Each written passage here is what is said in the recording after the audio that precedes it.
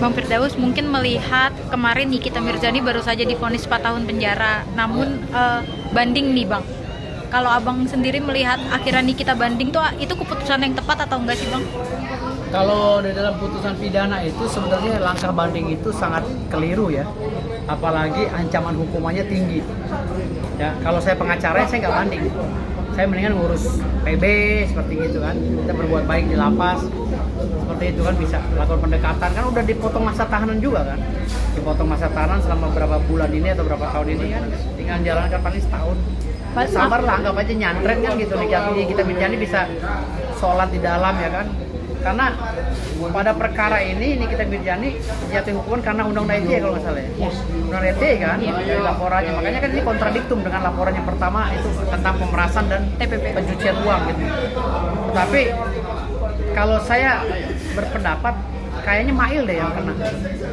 Mail kena TPPU kayaknya, atau pemerasannya Mail lebih ke Mail yang lebih berat. Kalau udah divonis belum sih Mail? Udah 3 tahun. Oh 3 tahun ya? Oh berarti ya, sebaiknya nggak usah banding lah, ngapain? Menurut saya gitu. Kalau dua-duanya itu nggak berat hukumannya kan, hanya 4 tahun potong masa tahanan, sebenarnya nggak usah banding, ngapain? Belum amnesti ya Bang? Kalau amnesti kita nggak tahu lah ya. Karena itu kebijakan daripada presiden. Tapi saya rasa sekelas Nikita Mirzani kalau banding itu sangat keliru ya. Yang saya takutin kalau kasus ini tambah naik bukan tambah kurang. Karena banding itu apalagi kalau kita tahu kronologisnya kan, Nikita Mirzani pernah berbuat gaduh juga di persidangan kan. Berarti bisa dibilang akan mempersulit ya Bang, dan memperberat ya Bang? Akan mempersulit juga sih, tapi kan jaksa juga kan melakukan banding. Betul. Lalu mereka melakukan kontra banding kan gitu. Tapi saya rasa sebenarnya nggak perlu itu. Biarkan aja jaksa itu banding gitu. Kita nggak perlu, karena bahaya. Kalau banding dalam perkara pidana seperti ini, itu kan membahayakan, takutnya naik gitu. Kalau saya pengacara nggak mungkin saya ngambil langkah banding. Paling-paling ya saya suruh urus aja di lapas gitu. Kalau melihat dari segi hukum gitu Bang ya, ini kan cukup alot ya Bang, kemarin dari awal mula sidang sampai sekarang itu cukup panjang gitu. Melihatnya seperti apa sih Bang kasus Nikita Mirzani? Ya karena kan, kenapa alot? Karena kan yang dilaporkan ini kan sama-sama orang public figure ya, dan juga ya sama-sama punya power gitu. Jadi polisi juga perlu kehati-hatian, nggak gegabah. Kenapa polisi itu dianggap lama oleh masyarakat dalam melakukan proses penyelidikan ya, sampai ke penersangkaan ya, atau penyidikan. Itu kan prosesnya lama, sampai manggil saksi ahli segala. Nah rekan-rekan polisi juga nggak bisa ditekan, kasihan mereka. Bayar saksi ahli aja sekarang tahu sendiri minimal 5 juta gitu loh. Nah polisi duitnya dari mana? Kalau 10 kasus, kalau bayar saksi ahli ya 5 juta, 50 juta duit dari mana? Mau nggak mau kan ngeroyok kocekin komandannya. Mau minta kepada kliennya, nggak mungkin. Tadi bilangnya polisi nggak baik lagi kan gitu. Nah ini juga menjadi PR DPR ya, Komisi 3. Hal-hal seperti ini yang kecil, sepele dianggapnya. Tapi kan ini udah ada peraturan Kapolri, PR Kapolri, udah ada SEMA, udah ada apa. Itu gelar perkara, tentang gelar perkara untuk menghadirkan saksi ahli itu diwajibkan. Nah ini yang menjadi dilema. Uangnya kecil, memanggil saksi ahli itu uangnya kecil, tetapi itu diperlukan di dalam proses penyelidikan.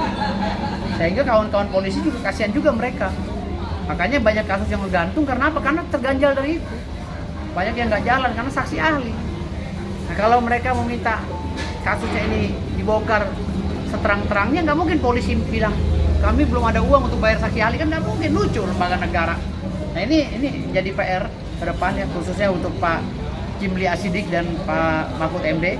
Cuma diusulkan kepada Pak Listio Sigit Prabowo untuk uang kompensasi untuk bayar saksi ahli itu loh. Kalau saksi ahli ada di kepolisian, tapi kalau saksi ahli dari luar ngambilnya, ada yang harganya 30 juta, 15 juta. Kalau yang baru-baru paling 5 juta, 7 juta. Tapi kan satu kasus, kalau kasusnya banyak. Nah, kalau berkaitan dengan Nikita Mirzani kan pasti sebagai saksi ahli. Polisi itu kalau berkaitan dengan orang kecil jarang pakai saksi ahli mereka. Tapi jalan juga nggak yang jalan kasusnya, karena terbentur saksi ahli tadi. Tapi kalau urusan kasus besar, nah ini mereka paksakan untuk mendapatkan saksi ahli karena itu udah perintah peraturan. Dan itu biaya dari kepolisian. Dan itu biaya dari kepolisian. Gitu. Nah kita pelapor nggak mau tahu. Bukan dari terdakwa atau dari Nggak ada. Bukan dari negara juga. Nah itu makanya kadang-kadang polisi kasihan kawan-kawan polisi kita ini. Karena terbentur di situ, makanya kasus itu banyak yang nggak jalan. Nah ini menjadi atensi buat Pak Mahfud ya, buat Pak Mahfud MD, buat Pak Yusril, untuk Pak Jimli Asidiki, ini masukan bahwa jangan dikit-dikit tuh polisi direformasi tetapi nggak melihat secara detail, secara komprehensif bagaimana kata teman-teman penyidik itu sengsaranya di lapangan gitu.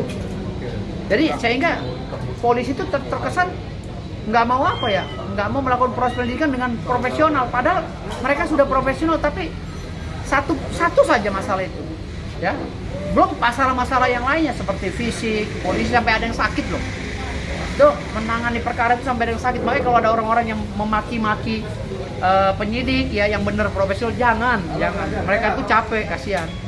Oke, Bang, menarik soal Nikita Mirzani. Ya. Soal bandingnya dia gimana, Pak?